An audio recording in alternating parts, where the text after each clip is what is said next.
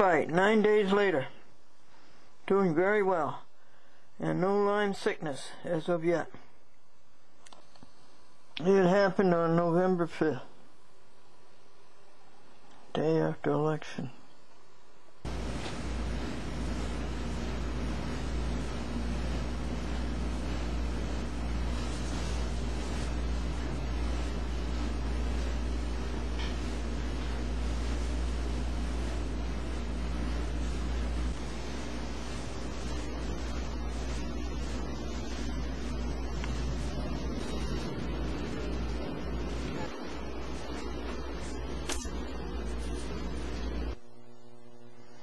Hi there, everybody. Miss Glendora. There's a man that I wanted to introduce you to, and I wanted to have him on audio tape. His name is the Reverend Oliver Jones, and I finally, after 5 weeks, was able to get him at an opportunity for him to talk to you.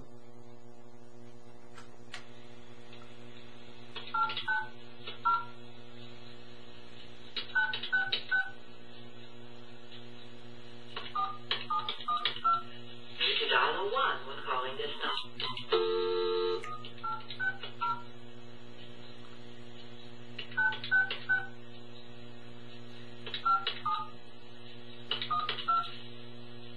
Things have slowed down. Things are slowing down. There's another tick itch.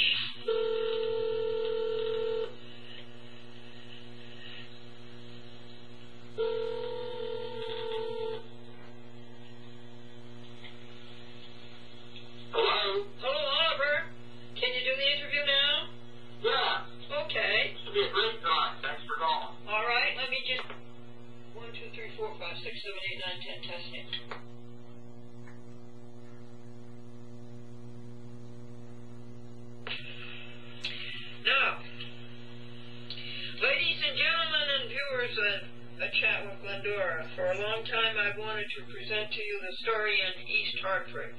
And this is the Reverend Oliver Jones, who is pastor of Faith Lutheran Church, East Hartford, Connecticut. Oliver, how are you today? I'm doing great. Thanks, Glendora. I want to thank you for taking people to vote, spending your whole time yesterday driving people to the polls.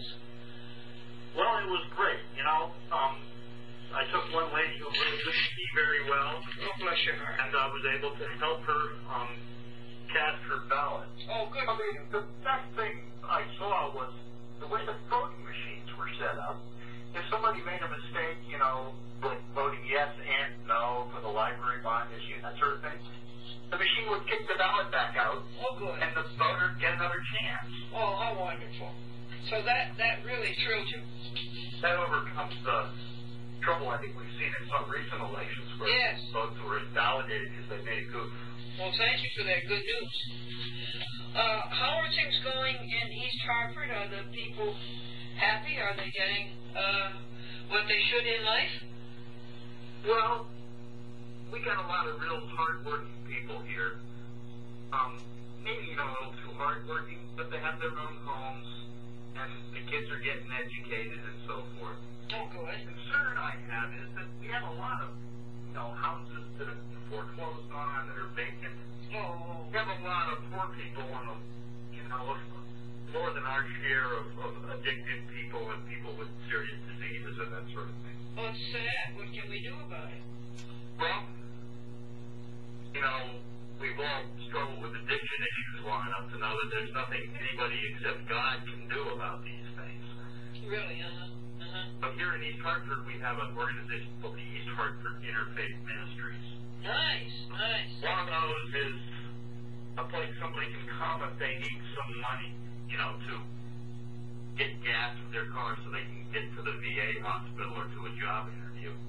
Oh. They can get money if they are short on their rent or if they need to pay a heat bill. Okay, I'm going to send money. That.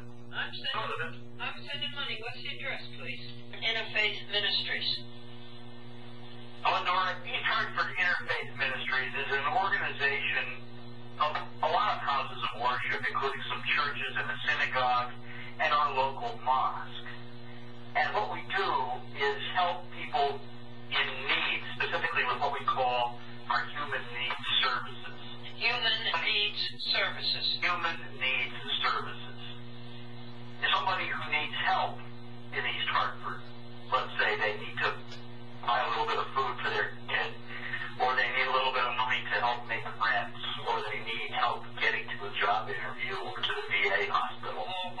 reference. I love it.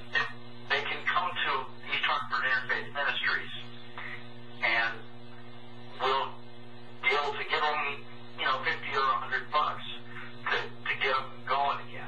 Oh. The second part of this is that our services coordinator, Beth, will talk through the problem with them. So if they're having trouble paying their rent, Beth will help them get organized to get all the money for rent together. Well, that's good. But, yeah, so it's not just, you know, giving somebody a fish, it's teaching them to fish.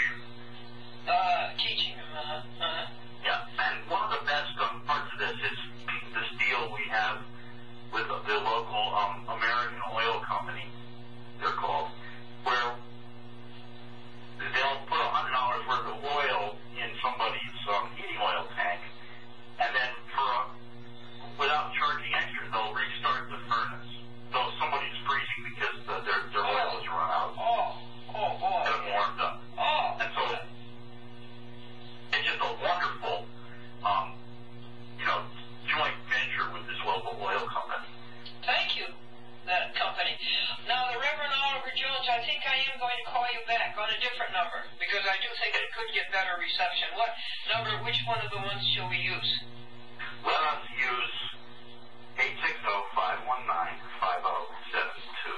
519-5072. Are you there at that number? I am. I'll pick it up as soon as you ring it. All right. Give me, 30 seconds. Yes, ma'am.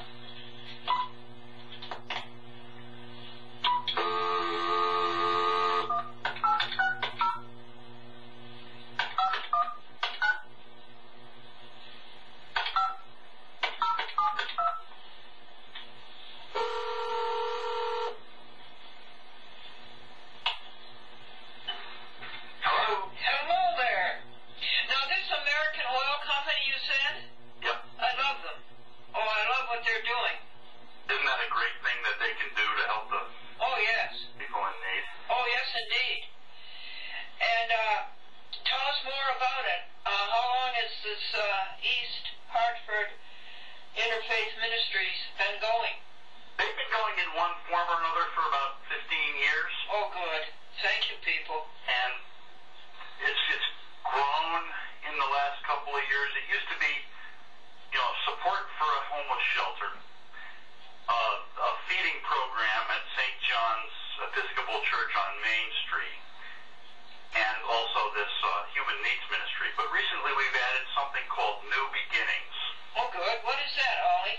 That's where someone moving from the homeless shelter to an apartment can come to the New Beginnings program and ask for help.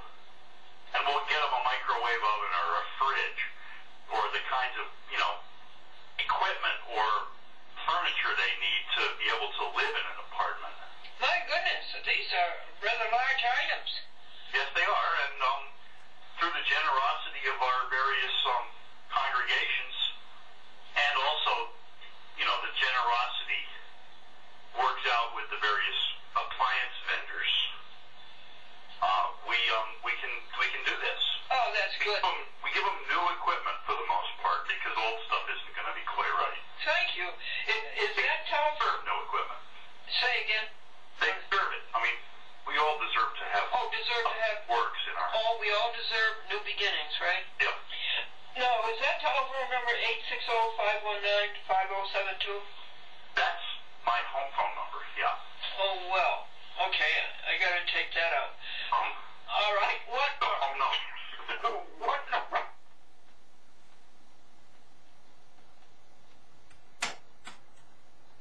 I guess we are out of tape. Oh no, we got a tape jam. Okay, folks, let me see if I can unravel that. This is a great thing they're doing. People in East Hartford need help, and they are doing their best to give them help. Okay, I got the tape out. I got the jam out. Without severing the tape, which is sometimes what you have to do to splice it. The Chat with Glendora, as you can see, is live, and it has been since 1954. If anything happens,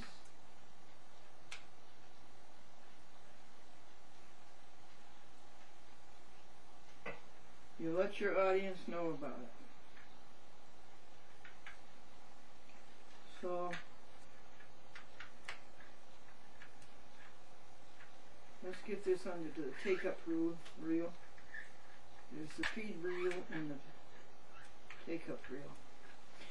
This fella loaned a man some money so he could get a facelift.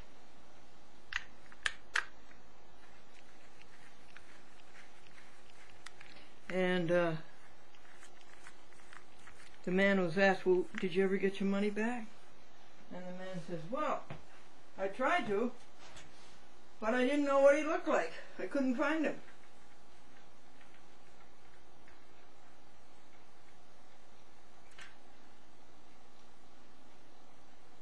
Okay, the main thing is not to get this twisted.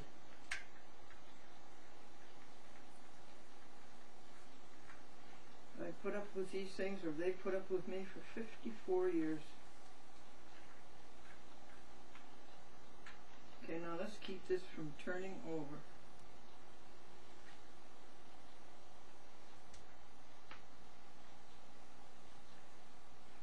If static electricity doesn't mix it up, we've got it.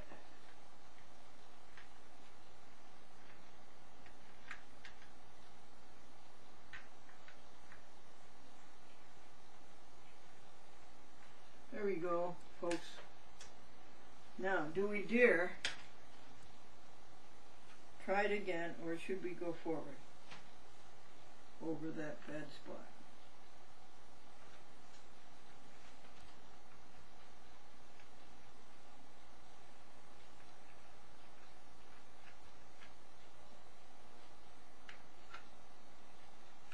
I'm so thrilled with what they're doing in East Hartford to try to help these people.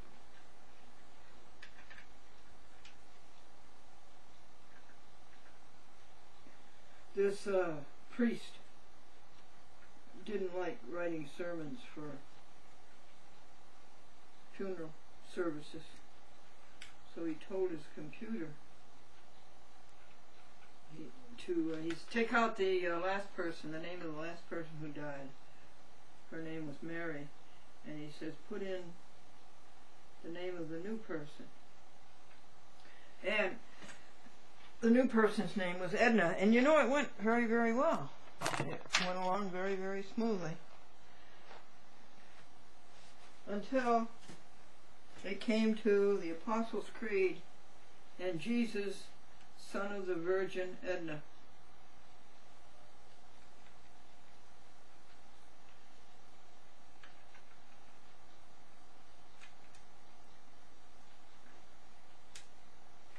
Let's put this in and see what we've got. Unless this is another snafu.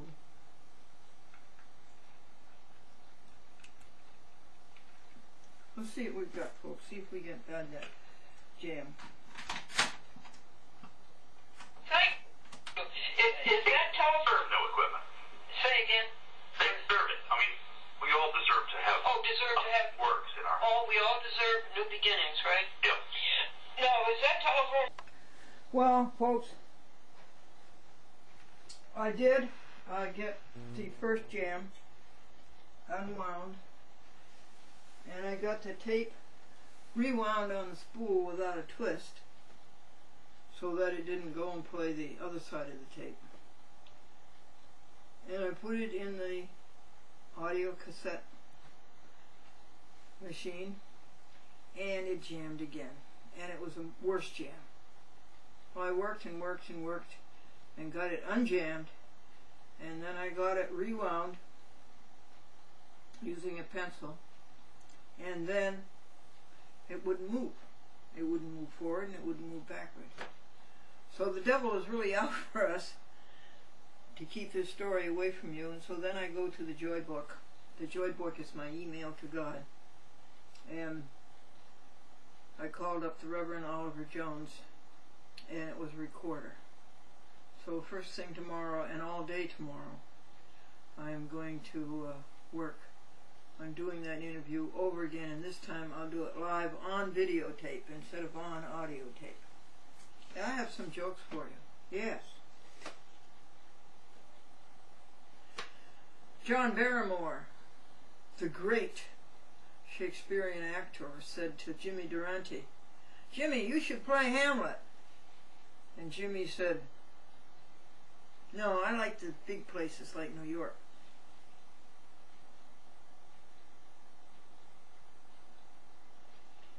Ed says that he has a very inferior feeling about his position at work. Well, why? Well, when the boss hires somebody new, the boss brings them to my desk so the new person can see the company from the bottom up.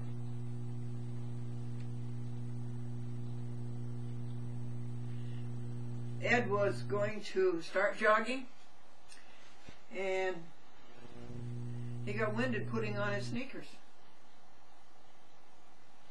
Billy said that he grew up to be the kind of a person that his mother didn't want him to play with when he was a little boy. "Daddy, what's an example of minority rule?" And Daddy said, "Having a baby in the house."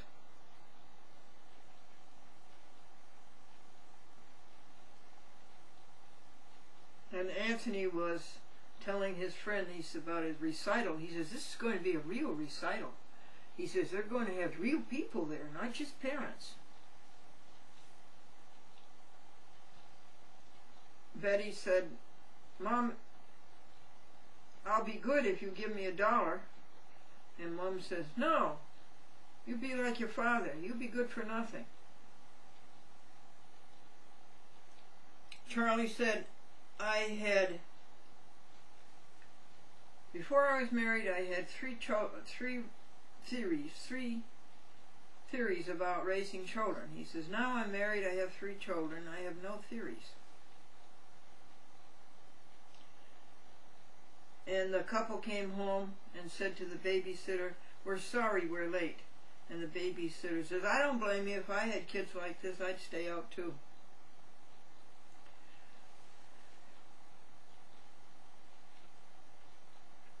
Hector came home with all A's on his report card, and his father said, "He must get his brains from me." And his mother said, "He must, I still have mine." And Harry was told by the doctor, "You mustn't shovel snow. You might get a heart attack." So Harry went home and he said, "Son, will you please shovel the snow?" And his son said, "Yes, Dad, I'll start immediately." And Harry had a heart attack.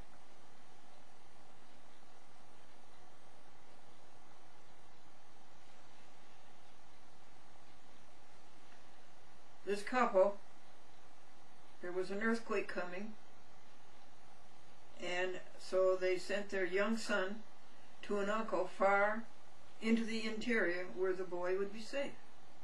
In a day, they got an email from the uncle saying, "I'm sending the boy back. Send me the earthquake." And the 3 teenagers asked their parents what they wanted for their 23rd wedding anniversary. And their parents said, "Our own telephone." Bob and Joan named their firstborn son after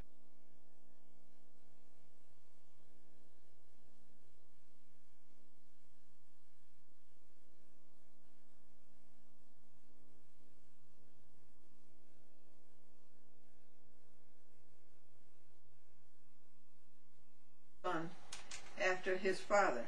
Good. What did you name him? Pop. The nursery school teacher took the children out for a walk, and as they were walking along, she said cheerfully, "Well, children, there's one thing that we can all be thankful for. We are all free." And the little boy said, "I am not free. I am 4. Did you hear about the couple who had identical twin girls, and named him Kate and Duplicate. The lawyer says it gives me a grand and glorious feeling to dispense legal advice. And his client says, that's right. You give him a grand and he feels glorious.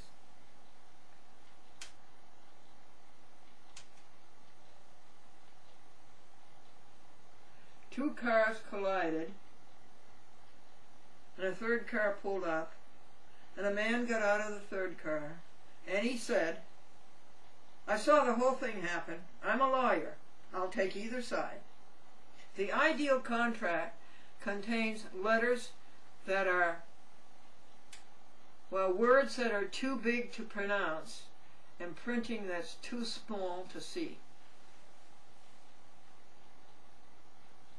And if you cannot get a lawyer who knows the law, then for heaven's sakes, get one who knows the judge.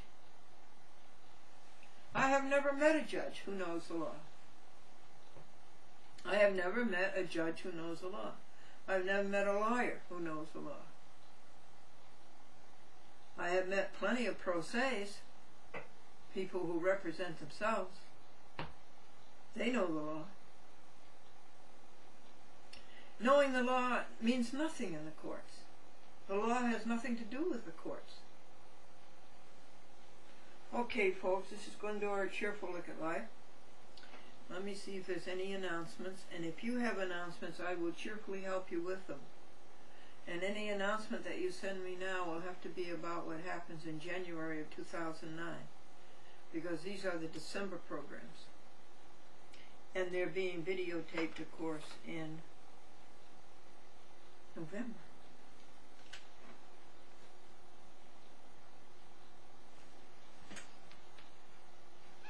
Give God be the glory, great things he hath done. So loved he the world, he gave us his Son, who offered his life an atonement for sin, and opened the life gates that all may come in. Praise the Lord, praise the Lord, oh, let the people rejoice. Praise the Lord, praise the Lord, let the earth hear his voice. Oh, come to the Father through Jesus the Son, and give him the glory, great things he has done. Over here you have .com, who spends hours and hours on the Bible. Announcement, my dear folks. This is a chat with Glendora, program number 4,976 or 7. In other words, it's close to 4,980. In other words, it's 20 programs away from 5,000. 5,000 public access shows, half an hour each, ever since 1972. So that would be 36 years of doing public access programs. So that's an announcement. Do you have any announcements? I repeat, I will gladly help you with them.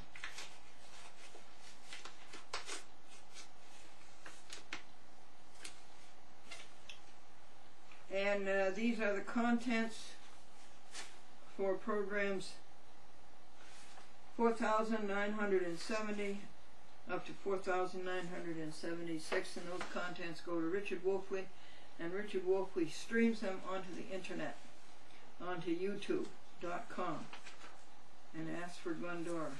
Folks, should I get a laptop computer? Should I? So that I can watch a chat with Glendora and see what people write in. Marilyn Sheldon in Rhode Island writes or calls me up and reads me quite a few of the comments that people put on a chat with Glendora. And I haven't heard any bad ones, just good ones. I get many comments over the telephone, and they're like things like, your program did a lot for me, and your faith in God keeps my faith in Jesus, and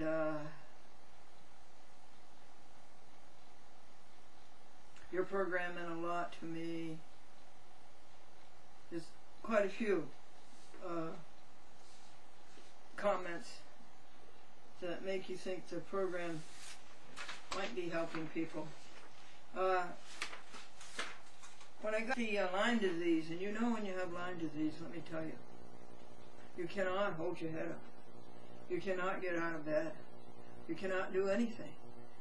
And so my friends took me to Albany Memorial Hospital on the night of August the 3rd, Sunday, and it turned out to be the wrong thing to do, because I went in there knowing I had Lyme disease, and my only complaint to them was lethargy, and the doctor, without even looking at me, orders all of these tests, which are totally irrelevant and don't prove a thing.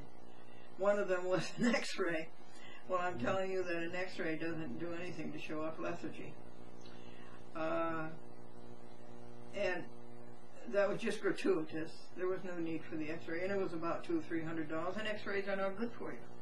You know, God, I told you, we've talked about this many times, of electromagnetic radiation, and you are made at a certain frequency, and it is not good to fool around with that frequency.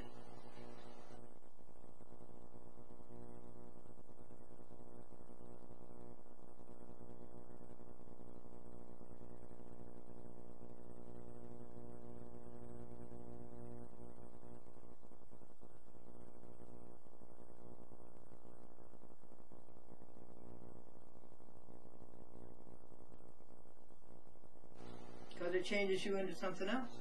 Well, anyhow, the doctor was Bono. B-boy, O-E-N-O-W, or N-O-U. B-boy, O-E, Anna, as in Nancy, A-U. It would be easier if she would spell it like Sonny. Bono. And anyway, I get a bill from the hospital in the emergency room for $1,901. They did nothing for the Lyme disease. I left the hospital, we got there, we left here at 7 p.m., we got home at 4 a.m., and I left without even knowing, or their knowing, that I had Lyme disease. They took a blood test, but it takes 4 days to find out. So they did nothing for me, and I should have just waited until the next morning and gone to a regular doctor. I don't think it would have been $1,901. And then that's bad enough. Later, I get a bill from the doctor for $600. What did that doctor do that was worth $600? Nothing. So on Wednesday, I called the hospital, and they said, yes, you have Lyme disease, and they prescribed these pills over the telephone to CVS, and my neighbor and church congregant, Bonnie Dunham, went up and got them. And they were only $38.